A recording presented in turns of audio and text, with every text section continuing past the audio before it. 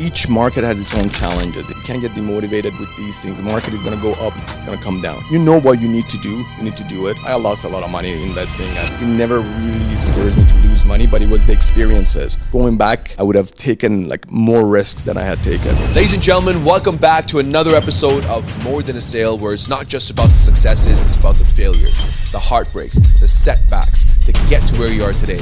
And today I have one... Nima Khadem. Nima Khadem. Top 1% of all realtors in Canada. Top 35 out of 35 in the last 7 years. He just done under $800 million in sales volume. He is a team leader. Make a round of applause to Nima Khadem. Welcome to More Than a Sale. Thanks a lot, Ron. Been licensed since 2009. Only reason I got it was flipping homes here and there. I wanted to always, start building homes. And I'm like, listen, you gotta go get a videographer. You gotta go bring a cleaner. You gotta bring someone to do the paint. The guy's gonna be like, oh my God.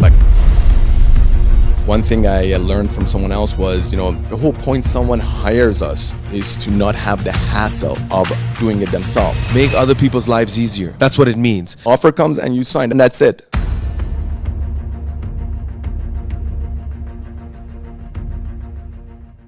How does someone rank up to top 35 under 35 for the last 7 years? That's a big deal. So, I don't know how their ranking works, but it's based on the GCI, they started grabbing it. And I remember at the beginning it was called the Rising Stars. I never knew what that was. When first year I got it, and my manager called me. He's like, oh, you got to come to the gala because you're winning an award. I'm like, what is Rising Star? I'm like, okay. And that's when they were coming up with the awards. Later on, they changed the name to top 35 under 35. Yeah. I'm not sure what the cutoff for the GCI is, but it's in around, I'm guessing 400 to 500,000 per person. Yeah. And then they go, depends who the top 35 are gonna be. I'm not sure what the last year number was. And then, for the top 1%, they go up, look at the GCI number, the top 1%. So let's say Raleigh Page's got 22,000 agents, so about 220 of them that are on the top. So they get the ranking. They also started doing it based on volume of units as well. So if someone's selling 300 units, because a lot of smaller towns do crazy numbers, which is bonkers, but they still award those as well, because again, it takes a lot of time to do that many number. But yeah, so how do you run your business? How does an agent get to that stage? What have you been doing? First off, how many years have you been licensed? So funny enough, I've been licensed since 2009. I was in university, I got my license. Wow. And I remember when I started getting it, the only reason I got it was whatever, we were investing in real estate, flipping homes here and there. I wanted to always, start building homes. And what I did was I would call my agent and be like, hey, listen, how much this home is going to go once I renovate it, once I build it, whatever it is. And oh my God, it was just so tough to find the information, and agents weren't getting me the information. And sometimes we would lose out on buying something because the agent took too long to get back to us. So I got the license specifically so I can, put it in the spreadsheet and see if projects would make sense. And then, so I was in university. I went to Schulich School of Business. I did marketing strategy, entrepreneurship. Wow. So once that was done, I kind of focused on construction, and got my Tarion license, and just kind of kept at that. But it just didn't really make sense so much unless you're doing volume. Let's say you're building in my opinion, a project, a subdivision. Doing spec homes here and there. It was just not doing it, and I decided to get into the development side, land development and whatnot, but that didn't really take that much of my time because you would have to hire a planner, hire an engineer, and this and that. So I'm like, you know what? We got to do something and got to pay for the lawyer's fee for that land. So started doing real estate. And this was around October of 2015 that I decided, okay, I got to do real estate, be an agent. And I never wanted to actually be known as the guy who's an agent. Not sure why, but so I decided around October, and I had zero clue. I didn't even know what to do. And I thought, okay, because I went to business school, I went to Schulich, I did marketing. This is going to be easy. And I remember I took one of these courses that, how to send cars to your clients. And I'm looking at it, I'm like, oh, this is nothing. I know all this. I do better than that. But 2016 rolled around, and I started I saw a bunch of people cold calling and killing it. So I'm like, okay, you know what? We're going to cold call. Yeah. And I hated it. Oh my God. I cold called for just over 6 months. Oh my God. Brutal. And we mixed that up with door knocking. I got chased out of driveways. One guy actually chased me out of the driveway and with a hose. It's just literally, just don't even come back here. I'm like, just showed up in a suit, Versace suit, on your driveway, and I'm saying I got a buyer for your house. Anyways, it was rough. Like the first 8 months, like it was just brutal. And then started to pick up clients. I had some clients from before, like university friends and whatnot, but because I never really like advertised myself, used to be a secret agent, they call it. Didn't really pan out, but then started to kind of roll out slowly. And what I focused at the beginning was, because my niche was construction, I knew the math for builders. So I knew if I showed them a project here, it would make sense, they would buy it. So I started approaching builders and renovators. So at the beginning, all my clients were builders and renovators, because I would put the numbers. I would say, listen, I know that this is the cost. I've done it before. This makes sense. This is exactly how much your profit is, contingencies and everything else. So when they would look at it, they're like, okay, you know what, it makes sense. So it started with that. But the problem with working with builders and renovators is, maybe you show them something, they buy. But on the sell side, they would nickel and dime you. And at that point, I didn't have enough, I would say, skill to show my value. So I'm like, okay, this is not going to work out, because like they would piss me off. Like, they would be like, okay, listen, I'm going to pay you like, 1%. I'm like, what? Like, Are you even serious? Like, it's not happening. So after that, kind of started focusing on, okay, like, I got to show like value here, because I going way above and beyond what every other agent does. Like, I would get a client that, they needed to like, do some small touch-ups. I would get it like this done for them, because I knew all the contracts at the best price. So I started to pretty much go based on the hassle-free real estate. So I'm like, you know what? You're going to sell your house. You don't have to worry about anything. So from moving to even cleaning before the house is closed, take care of it, right? But this is what it is. And again, there are people that, they want to even paint their room themselves. Well, that's not my client. Like, they can go do it themselves. All the best to them. But like, there are a lot of people that pay for you to organize everything, because their time is more valuable than them going and, talking to a painter or fixing, something. It's easy. It's easy. They don't have to stress about nothing. Yeah. Let the agent take care of it. And realistically, like, we have different stage, like packages for people. And I've gone to listing presentations and I tell them, I'm like, listen, you know what? You got to change the flooring. They know it. You got to fix this, fix that. And I go to the guy and I'm like, there's a couple sitting and I'm like, okay, so this is our package. I can take care of this at this percentage. And like, I'm talking about like, total of 6% sometimes. Literally without a flinch, the guy goes like, well, I'm not doing this. So what do you think? Like, you're going to take care of everything. I'm like, yeah, I'll get you a couple of quotes for each one. And these are trusted contractors that will take care of it. And you don't have to worry about it. And for them, it's worth it, because realistically, if the guy has to like take time away from what he does, like, well, he's going to lose more business. And like the hassle of thinking about that. I've had people that would get overwhelmed by packing because they've been living in a house for 40 years. Wow. So I brought them packers and I'm like, listen, you've been saying you want to sell your house for the last 2 years. Nothing has happened. It's like, yeah, but I got a lot of stuff. Let's just say the husband had passed away. I got to go through his stuff. I'm like, but 2 years I've been hearing it. We got to finish this right now.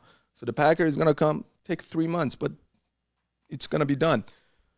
And they would love it, because things gets done, because they don't, like, a lot of people haven't done this. They don't know the process. We do it day in and day out, so we know the process. I know, like, for a house to go on the market, after I do the listing presentation and they know, okay, they're working with me, the next step is I get my stager in. We see if the paint needs to be changed, if the wall art needs to be changed. Then I get my cleaner in. Then the stager comes back, brings whatever they need to do.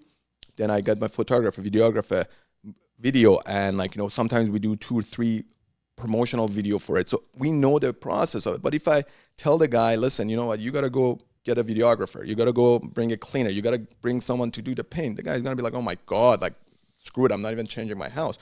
We got to make it easier for them. And I always say to my team as well, like, the whole point someone hires us is to not have the hassle of doing it themselves.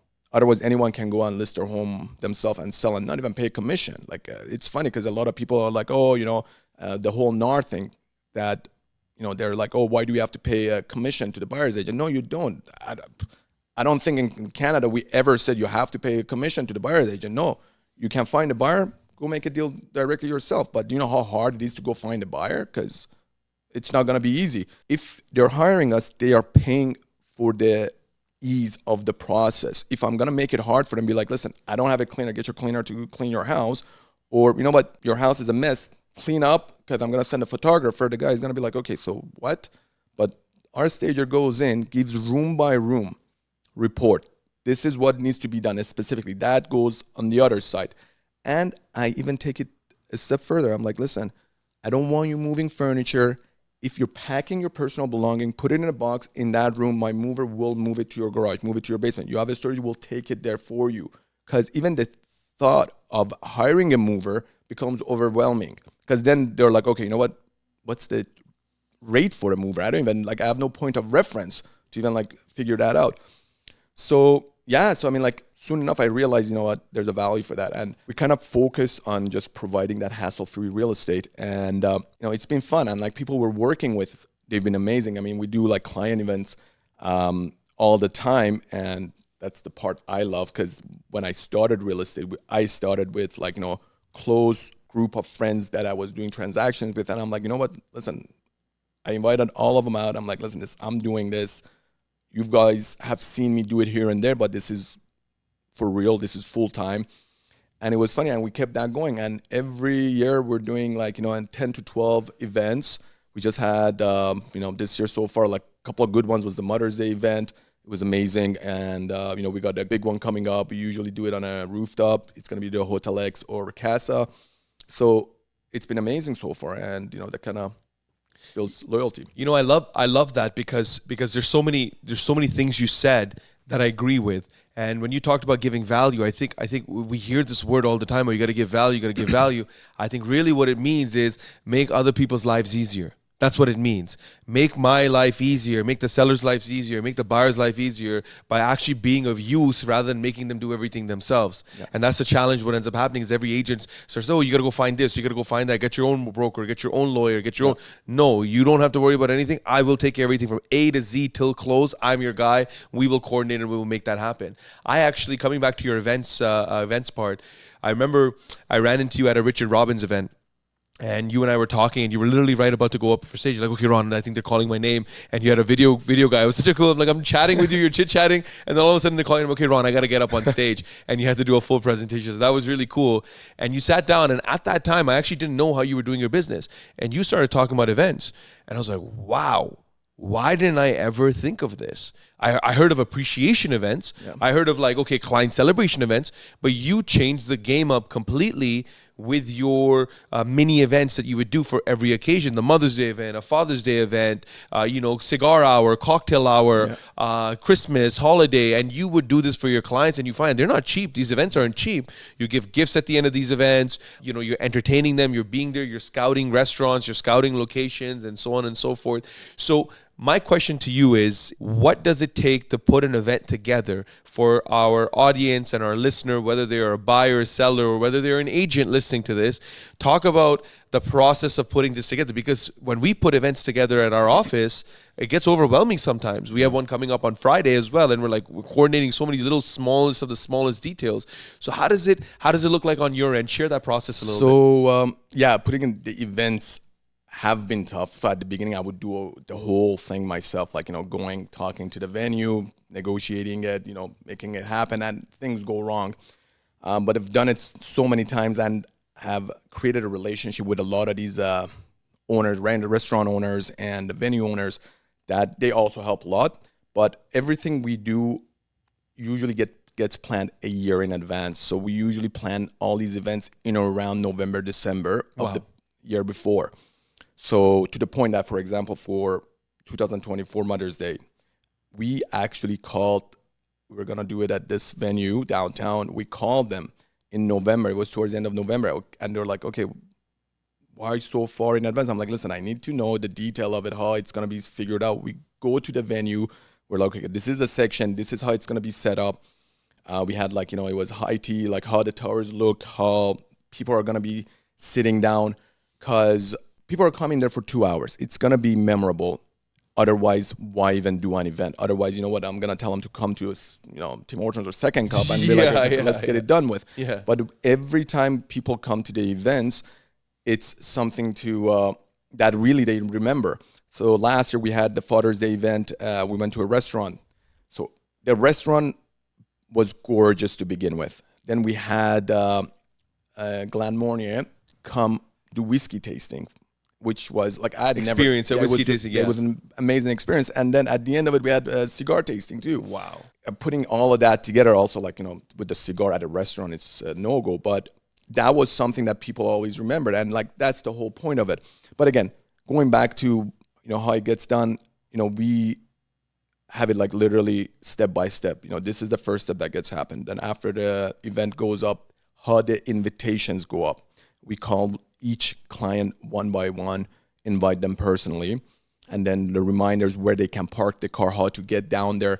If again, like we're serving alcohol, we even go as far as getting them the Uber vouchers that, to and from the venue, they can use the Uber voucher. And it goes, it's like that. But you do it a few times. And so with these events, are you repeating the same clients per event and they're coming every single month? Like, how do you create or put the list together of this event for? Like a cigar tasting would be more of a manly event, I would say, That's for the Father's Day. Yeah. So the events, the way we organize the events, it goes based on family friendly, younger crowd. Then we have the big client appreciation, then Mother's Day, Father's Day, and kids event. Got it. So we make sure we mix it up. So usually people that come to our mini putting event with their kids are not going to be the same people that come to our Casamoto or a big party event, or let's say even for Halloween we had Casaloma, because whatever minimum age there is, like I think 10 or something they let in.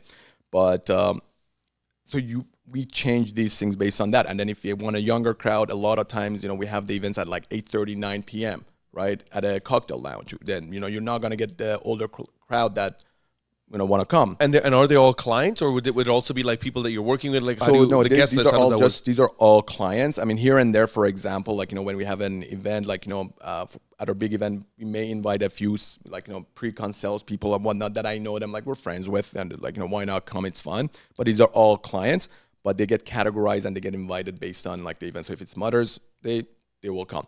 We haven't really had anyone abusing it and come and be like, listen, I'm going to all the events and I'm drinking and whatnot. We've never had that. We never ran into the problem. And I know a lot of people ask me, okay, what if they come to every event? We usually send the event out to everyone. But how it's organized really, it's really meant out. for, you're sharing with everybody. For the, funny enough, for Mother's Day, we send a invite to everyone. The fathers will get that. They will see it. Because again, why not see what we're doing for the wives? Because if the event just directly goes to the wife, the husband's going to be like, okay, what? Why are you getting the invite? But they see it.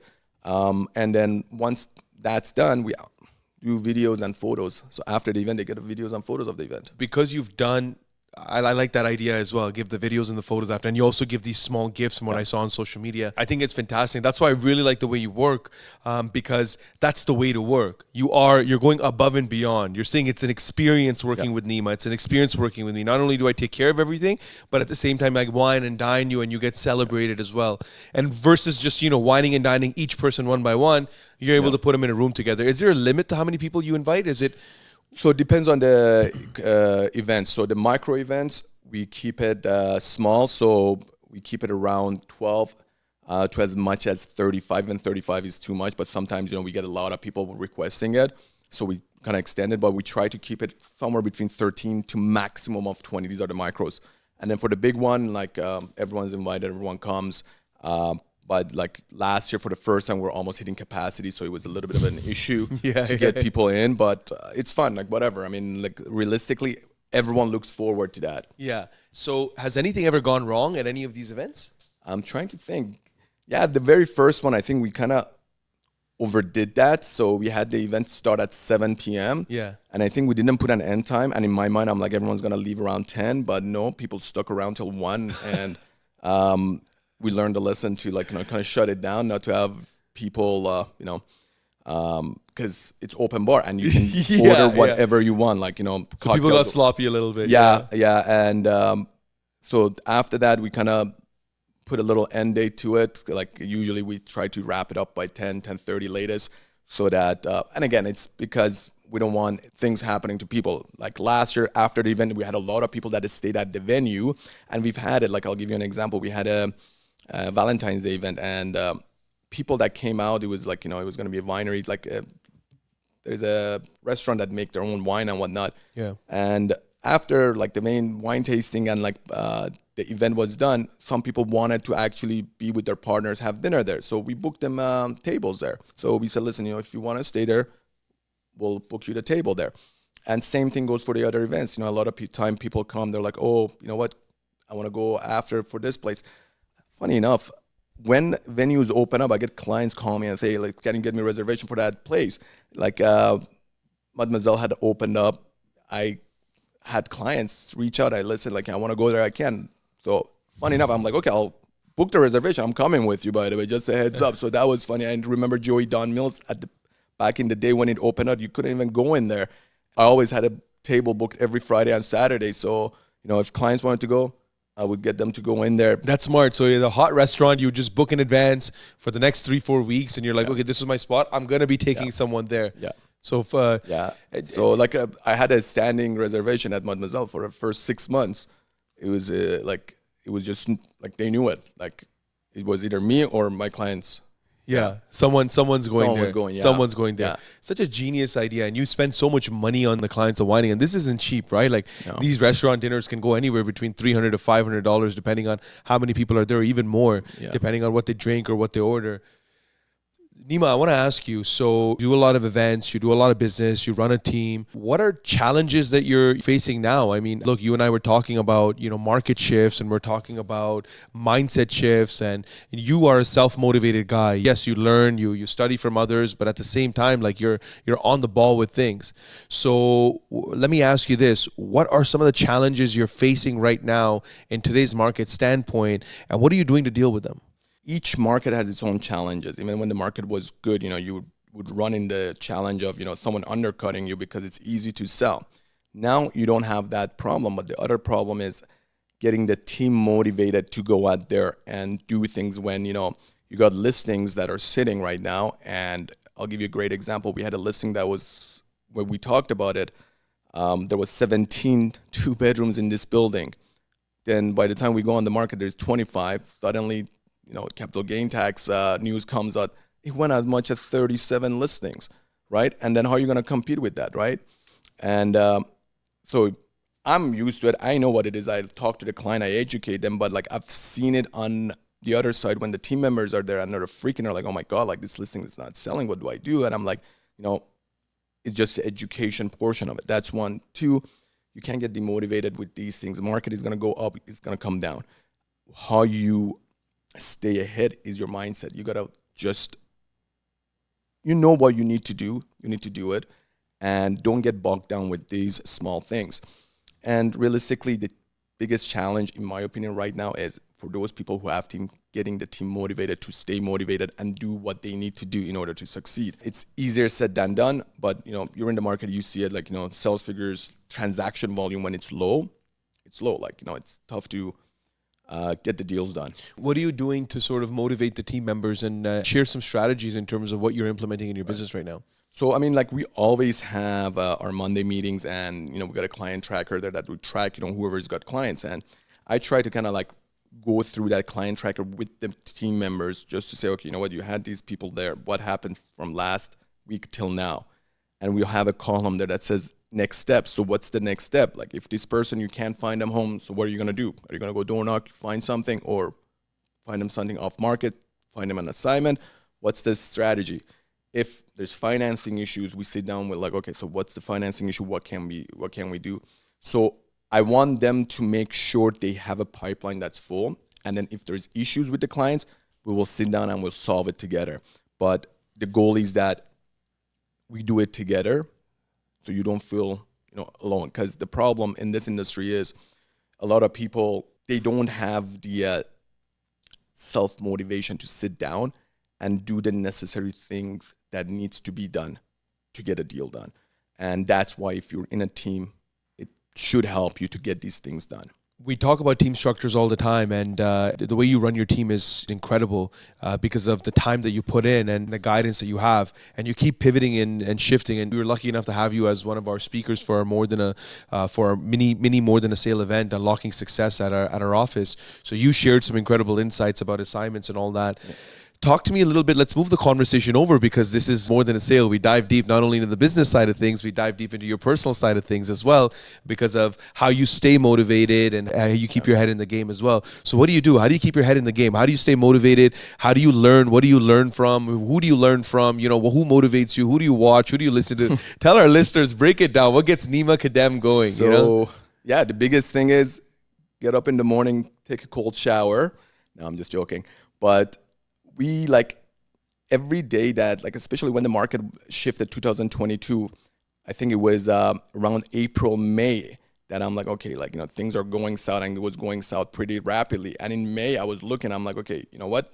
Clearly the team is stuck, and they can, like, literally a lot of the buyers were not even moving because they saw the interest rates rising. They're like, okay, if I buy right now, I'm going to be screwed.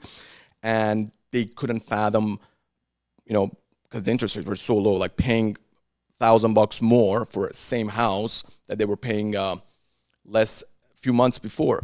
So, I mean, like, every time I run into these problems, it gets me down, like, guilty of it. But, we got to sit down and look at, okay, we got to find an opportunity in it. So when the market came down, like, we talked about this as well, that I saw an opportunity for a lot of my clients that had equity in their home to unlock that and invest. And I had always talked to these clients about investing, but the prices were so crazy. They're like, okay, you know what? Like, I can't even go and buy and compete with 20 other people for a home. So when the market came down, like, one of the things we did as a team was I did that myself. I called a few clients. I'm like, okay, let's figure out how much equity you have. And I saw it working. So I remember in a team meeting, I'm like, listen, you know what? This is what it is. See whoever's bought in the previous years and they wanted to invest. Now go back and tell them, listen, you know what? Here's the math. Even if you refinance, get some money out, the amount of savings you're going to have off the purchase price is going to, like, offset that by a mile. So I remember myself, I did that and, like, literally in a week, and we had like 5-6 clients that refinanced, and they got amazing deals that, they would have never thought about getting it. And that was, like, in my opinion, the window, even we're seeing it right now, like with a lot of assignments, that you're buying things even well below today's market value. This window is going to close soon as the rates start to rise. That's, pretty much like finding solutions for any issue you run into. And, like, again, going back to the motivation, it's not easy, but, like, you got to get your head in there and just go at it. I find that as well, man. I mean, look, what I do is I tend to, before I wake up in the morning and get out of bed, I'm awake, but I listen to some motivation dialogues from YouTube. And either I'll listen to Arnold Schwarzenegger, or I'll listen to, an Andrew Tate, or I'll listen to, XYZ or whatever, and they all have their spiel. And what ends up happening is it gets your mindset going, like, what are you crying about? What are you upset about? It's a beautiful day. It's a beautiful life. You have another opportunity to seize the day. It's in your control and your power. A smooth sea never made a skilled sailor. So when you start hearing that, you're like, okay, you know what the heck? What's today? What can today do for me? I'm going to kick today's ass. And then you kind of get going. And before you sleep, you kind of wind down the day of, okay, cool, what's your intention for the next day? So I find those little things really help me out when I No, for sure. I mean, one thing I learned from someone else was, what are 3 things you're grateful for? And we talked about it. It was a period that I was, like, super down, and just getting out of bed in the morning was like, oh my God, like, like, what are we doing right now? Yeah. And, market was slow, like, team morale was low. But then when I got into the mindset of, like, just getting up, not even looking at my phone, just literally write down 3 things you're grateful for. And before you sleep, even, like, you have a rough day, you're like, oh my God, this was crap. Like, what just happened today? Again, remember 3 things you're grateful for. And, like, every time I do this, it literally changes my mood, changes, like, the whole energy. And it's so funny because we sometimes get bogged down with the smallest things that literally does not matter. And that will affect our life and work for a long period of time. But when you take a step back and look at all the great things that's happened, it put things in perspective. Okay, listen, this happened. Like, but look at where we've come. Like, I mean, I'm just saying myself, back in 2016 when I started, like, I remember there was a young guy at our office and he became Chairman's Club member. And I always saw people in Chairman's Club and I'm like, oh my God, like they're older and they've been in the industry 30, 40 years. I'm like, oh my God, this guy is killing it. Like, you know, where is he getting the deals? Like, he's probably like stealing deals from someone. Like, no, you can't be doing this. And then 2017, when my manager walked into the office, he's like, hey, listen, like, we're submitting your name for Chairman's Club. I'm like, what? What? Like, yeah, like, dude, you've been killing it. Like, literally, I didn't even know when the properties were closing. And I'm like, seriously? And when I hit it, I thought it was a fluke. I'm like, okay, this is going to be one time. Like, just enjoy this moment. This is not going to happen again. Yeah. But then, you know what? Look at right now. Like, our office last year had the most number of people they ever had in Chairman's Club. Because of everything they do, they figured it out. There's a training that goes into it. And if you do it right, you make it. And you're doing the same thing. I mean, like what you're doing with your brokerage, with the training, a lot of older brokerages, they haven't still figured it out. Like I've seen where you started and where you've come from, like with everything you're doing, all the seminars, all the events, all the conferences, all the education you do. It's crazy. No, I appreciate it. And we all learn from one another. Like you and I get a chance to sit down, and you're a very giving person as well. You share ideas. You don't hold ideas back. And that's one thing I love about you, and it allows for great conversation and transparency. Let me ask you this. Now, there's ups and downs in the business. There's ups and downs in different aspects of life. You know, what are you grateful for? What are the 3 things that you're grateful for? You said you write 3 things down. What would you say are those 3 things you're grateful for? First thing is that I'm in Canada, realistically, because if I was still, I'm from Iran, so if I was in Iran, God knows what I was doing right now. And, you know, with everything that's happening there, you know, what could have happened. So super grateful of the fact that my parents brought me here. Second, I'm grateful for my parents, actually, because they allowed me to do what I wanted to do, because the plan was for me to always go back to Iran and continue in my dad's business. But there was a day that I was in business school, and I wasn't supposed to go to the business school. I was supposed to study biotechnology and then go back and, you know, be involved in my dad's business. But then something changed, and I'm like, you know what? I don't like to be in biology and like be in a lab. And I told my dad, I'm like, listen, I think I'm going to do business. I think he was kind of taken back because we never had this discussion. But then he's like, you know what? That's fine. You know what? If you come back, you know, you're doing business, you can do the marketing for the business, and it'll be fine. And then fast forward a couple of years, I think he brought it up to me. He's like, you coming back? I'm like, I don't think so. I mean, like, you got your business. What are you going to do with your business? He's like, listen, if you can't make it here, just stay here. Why would you want to come back? Yeah. And I mean, I never thought I would be in this industry, but my dad literally is like, listen, just do it. And he supported me. And I'm like, okay, you know what? If things go south, okay, I'll go back to Iran. Never went south, thankfully. So we're still here. And lastly, what else? I'm grateful for so many things. Like, that's so crazy. Like, I just want to bring the most important ones. I'm grateful for the people around me, because there was a period of time I had the wrong people around me. And it's funny how it holds you back. And once you get rid of those people, things just work so much better. So much better. Yeah. And there was a period that everything would go wrong. And I remember something happened, and I said, okay, enough is enough. And literally just cut a bunch of people out. It allowed for new people to come in. And those new people literally just expedited a lot of things for me in a positive way. You know, it's so interesting you say that, because I have these conversations with my friends as well. And I think at one point in time, all of us in our life, we always have someone around us, or group of people around us, or people in our ears that, you know, unknowingly we let in, and it somehow consciously it makes us do not the decisions that we would have made, or end up in a position that we didn't end up in, and all these little things start happening. And then once those people disappear, because you figure out a way, okay, I got to cut these people off, or maybe, you know, kind of move a little bit forward ahead of them, things start to change. So I always say, you know, the who's in your ear makes a big difference. 100%. Everyone can have an opinion, but you don't need to listen to everybody.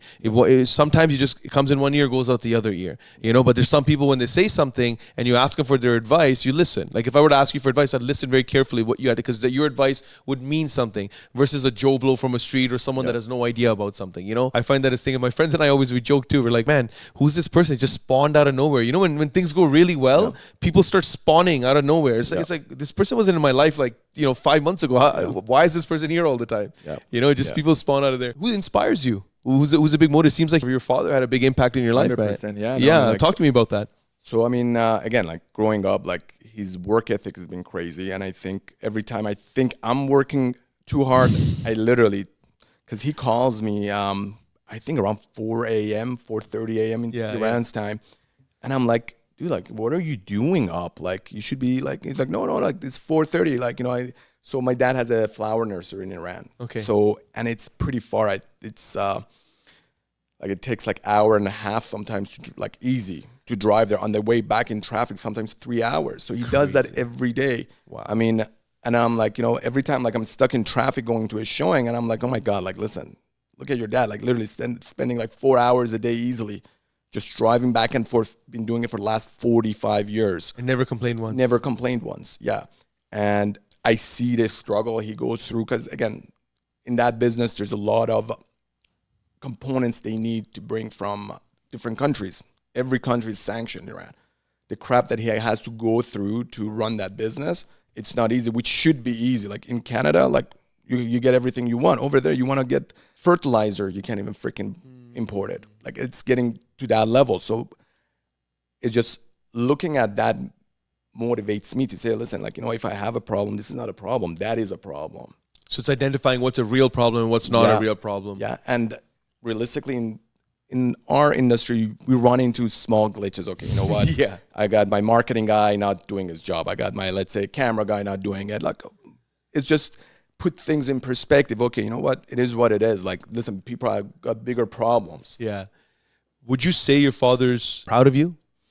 I don't know. We got to give him a call and find out. I guess so. I don't know. The funny thing is, like, when I actually made it to Chairman's Club, I didn't even tell them. Yeah. And I think it was a few months later that we were at a party and someone asked, oh, so how's real estate going? And someone else that knew me there is like, oh, yeah, like this guy just made it, like, to the top 1%. And my dad is like, what, you're number one? I'm like, no, Dad, it's top 1%. I'm not the number one, but it's top 1%. And I explained, I was like, my dad is like, when did that happen? I'm like, I don't know, man. Like, it was like back in December they announced it. And this is like March, like for Persian New Year. It's like, how come you didn't say it? I'm like, I don't know. But like, I know, like, deep down, I'm pretty sure he's proud of me because, again, like, he's seen what I've gone through. Like, there was a point that I wanted to get my builder's license. Funny enough, I was like, I think 20, and I went to get it, and they rejected me. They're like, dude, like, we're not giving a 20-year-old license to build in Ontario. And he's like, dude, like, why do you want to do this? Like, just, and I, a year and a half later, I went and do that bunch of construction sites, did a bunch of projects, came back, redid the whole business plan. The guy's like, okay, screw it. And my dad's like, oh my God, because he knew a lot of people that couldn't get that license. Crazy, man. Yeah, he sounds like he's a tough gun, but he's fun. He's amazing. He's an amazing guy. Moving forward into our conversation, there's so much you and I can talk about and share. Can you share with our listeners and our viewers about some positive things that has made an impact in your life, like a quote you read or a book that you've read or something you heard and you're like, this is what I believe in, this is my belief and this is how I like to operate? What comes to mind? There's a lot of them because just like you said that you listen to these motivational quotes, there was a period of time, as I said, like, it wasn't a good time.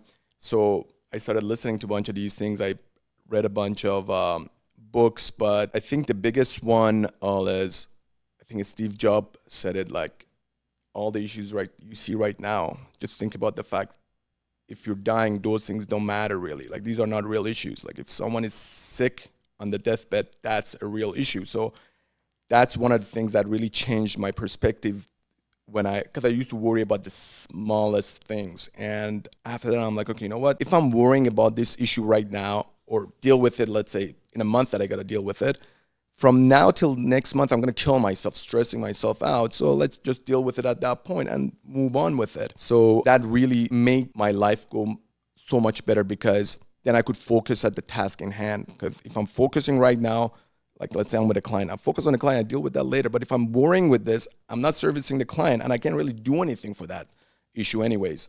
So that was one of them. Talk to you about one of the books, Atomic Habits. Okay, that was a really good one. Yeah. That was a really good one. And Think and Grow Rich. Yeah. Read that book Classic. like 3 times. Classic. And the funny thing is, like, I read that during COVID. So I joined 5 a.m. club. There was a period of time like I would do this. And I remember, again, based on what I was going through at that time, first there was a page that they started on. And I read that and I'm like, oh my God, like that book talking about me. And we went through that whole book, and 2 months later, read it again because it's insane. I mean, like every person should read that book. The 5 a.m. club. No, the Think and Grow Rich. Think and Grow Rich. Think and Grow Rich. Yeah, it will literally change your mindset. There's like so many great points in there. And you learn something new every time you read it. That's the funny thing. I've read it 2 times, but I should probably go back to that. I always have new highlights that I make. Knowing what you know now, Nima, what would you tell your younger self? Go buy Bitcoin. I've always thought about it. Like I always thought if I started real estate 4 years soon and I didn't go to the business school, would I be more ahead? Probably.